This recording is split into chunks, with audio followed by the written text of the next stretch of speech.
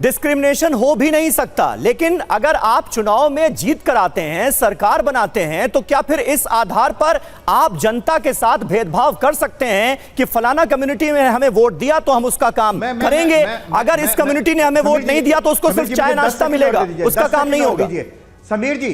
समीर जी 10 second मुझे और दे दीजिए जी। मुझे समीर जी, आपने कहा संविधान सबको अधिकार देता है, सबको योजनाओं का अधिकार देता है जी। मैं आपको ऐसी, आप ये बताइए फिर मनमोहन सिंह जी ने ये क्यों कहा था कि देश के संसाधनों पर पहला अधिकार अल्पसंख्यकों का है, विशेषकर मुसलमानों का? तब संविधान कौन बचाने आया था? बताइए ना समीर जी आप। नहीं, माइनॉरिटी वेलफेयर, बताइए आप। माइनॉरिटी वेलफेयर कोई ये तो कहा नहीं जा सकता कि ये यूपीए सरकार के टाइम में ही शुरू हुआ। संविधान में कहीं अल्पसंख्यक शब्द नहीं है, मिनिस्ट्री संविधान में कहीं भी अल्पसंख्यक शब्द नहीं है और ना अल्पसंख्यक परिभाषित है। हाँ। अगर मैं यूएनओ की परिभाषा के हिसाब से अल्पसंख्यक परिभाषित करना शुरू कर दूं तो देश के मुसलमान अल्पसंख्यक नहीं रह जाएंगे। नहीं तो अवस्थी साहब, यानी आप बताइए संविधान में ये कह रहे हैं कि शुभेंदु अधिकारी ने जो कहा सही कहा, सबका साथ सबका विकास, संविधान की बात भी करेंगे, अल्पसंख्यक भी करेंगे। अल्पसंख्यक मंत्रालय कब बना? अल्पसंख्यक मंत्रालय कब बना? छोड़िए ना अल्पसंख्यक मंत्रालय, मैं आपसे सीधा सवाल पूछ रहा हूं। शुभेंदु अधिकारी के बयान का मैं तो छोड़ दूं सारी बातें। नहीं, बयान का समर्थन कर रहे हैं ना, सबका विकास नहीं होना चाहिए। मतलब प्रधानमंत्री नरेंद्र मोदी के नारे पर इतना बड़ा सवाल उठाया जा रहा है, आप कह रहे हैं कि वो सही। सरकार की योजनाओं में बताइए कि कहां पर डिस्क्रिमिनेशन होता है?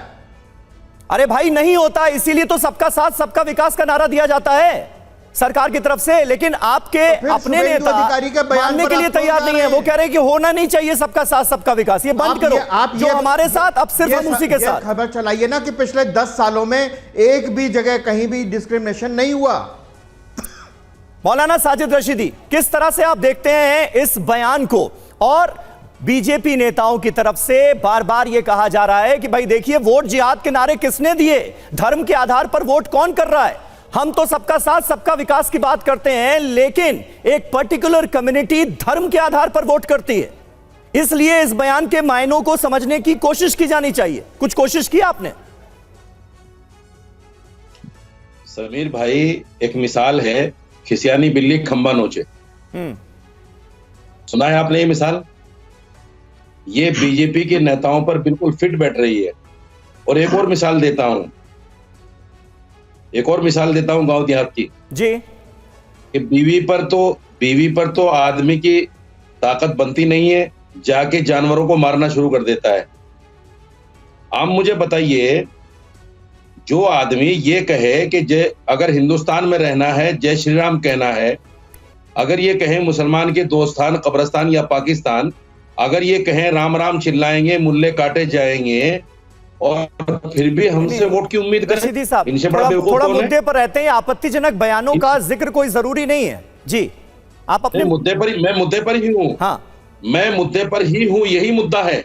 जब आप मुसलमानों के खिलाफ पिछले 10 साल में जहर उगला है आपने, और अब भी जहर उगलना नहीं छोड़ रहे हैं आप, और फिर आप उम्मीद करते। पिछले इलेक्शन में आप देखिए, सरकारी आंकड़ा था कि 10 से 11% मुसलमानों ने इनको वोट दिया है।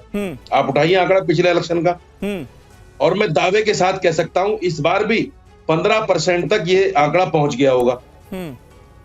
इतने नारों के बावजूद भी, इतना इनका जहर उगलने के बावजूद भी।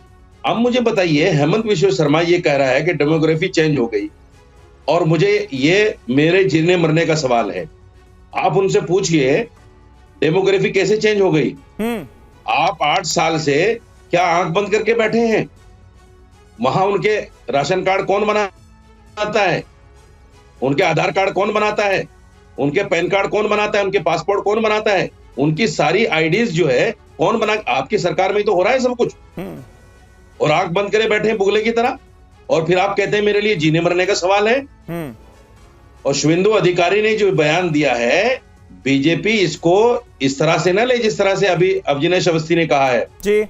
मेरा मानना यह है कि ये शुभेंदु अधिकारी जो है टीएमसी का प्रोडक्ट है। अब इन्होंने देखा कि बीजेपी का पतन शुरू हो गया, तो इन्होंने ऐसे बयान देने शुरू कर दिए जो टीएमसी के करीब करीब हैं। टीएमसी जिनको कहीं ना कहीं जो है लाइक करती है। चलिए ठीक है, श्रीराज नायर साहब हमारे साथ मौजूद हैं, प्रवक्ता विश्व हिंदू परिषद के। श्रीराज जी, हिमांता बिस्वा शर्मा असम के मुख्यमंत्री हैं, वो सभी के मुख्यमंत्री हैं, असम की जो पूरी जनता है उसके मुख्यमंत्री हैं। वो उनका ये कहना कि भाई 40% मुसलमान हो गए, ये चिंता का विषय है, ये मेरे लिए जीने मरने का मुद्दा है। कैसे आप देखेंगे इस बयान को? और अगर असम में मुस्लिम भारतीय जनता पार्टी को वोट नहीं कर रहा है, एक छोटा वर्ग मुसलमानों का ही वोट कर रहा है, और ऐसा तो है नहीं कि मुसलमान वोट ही नहीं कर रहे, आपको 6-7% के आसपास वोट मुसलमानों ने भी भारतीय जनता पार्टी को किया है, लेकिन उसके बाद इस तरह के बयान देना कि जो हमें वोट देगा हम उसी का काम करवाएंगे, बाकियों को चाय नाश्ता मिलेगा, उनके काम नहीं होंगे। एक संवैधानिक पद पर रहता हुआ एक नेता क्या ऐसे बयान दे सकता है? उसको इसकी इजाजत होनी चाहिए। देखिए, उनके निजी बयान के बारे में आप उनको ही पूछना चाहिए, लेकिन मैं एक बात कहता हूं जी, अंग्रेजी में कहते हैं demography decides your destiny. Demography decides your destiny बड़ा साधारण अंग्रेजी वाक्य है। ये अभी अभी अवस्थी साहब ने कहा, इस देश का विभाजन अगर हुआ तो केवल और केवल धर्म के आधार पर हुआ। द्वितीय विश्व युद्ध के बाद कई देशों के बंटवारे हुए, लेकिन भारत ही एकमात्र राष्ट्र था, देश था, जहां के भारत के मुसलमान भारत के हिंदू के साथ नहीं रहना चाहते थे और देश का विभाजन हुआ। देश के विभाजन के बाद एकमात्र राज्य जम्मू कश्मीर, जहां पे मुस्लिम मेजॉरिटी बहुल में था, बहुसंख्यक था, और हिंदू माइनॉरिटी में था। और आपने देखा कि हिंदुओं की क्या गति हुई। आज तक हिंदू विस्थापित है और वापस जाने को डर रहा है, और आज भी हिंदुओं की क्या दुर्गति हो रही है सब जानते हैं। भारत में ऐसे कुछ डिस्ट्रिक्ट हैं, जिले हैं, जहां पे मुस्लिम मेजॉरिटी है और हिंदू माइनॉरिटी है। मैं केरल से आता हूं, मलप्पुरम में हिंदुओं की क्या गति है। यहाँ पर मुंबई की बात करते हैं, मुंब्रा जैसे इलाकों में, या नया नगर, ऐसे जोगेश्वरी, जहां जहां मुस्लिम आबादी बड़ी है। देखिए, इंडिविजुअली देयर कैन बी कुछ अच्छे, मैं ये नहीं कहता इंडिविजुअली हो सकता है कुछ अच्छे लोगों, पर कलेक्टिवली जहां डेमोग्राफी बदली और बहुसंख्यक हुआ मुसलमान, ये वहां अकलियत या माइनॉरिटी का जीना दुश्वार हुआ। अभी फ्रांस में इलेक्शन हुए, क्या नारे लग रहे हैं? छोड़िए फ्रांस को, भारत में ही रहते हैं, आप कह रहे हैं कि अच्छे हो सकते हैं। भाई शुभेंदु अधिकारी ये नहीं कह रहे ना नायर साहब। स्वीडन, बेल्जियम, अरे बेल्जियम फ्रांस छोड़ दीजिए, अभी थोड़ा हम भारत पर ही रहते हैं।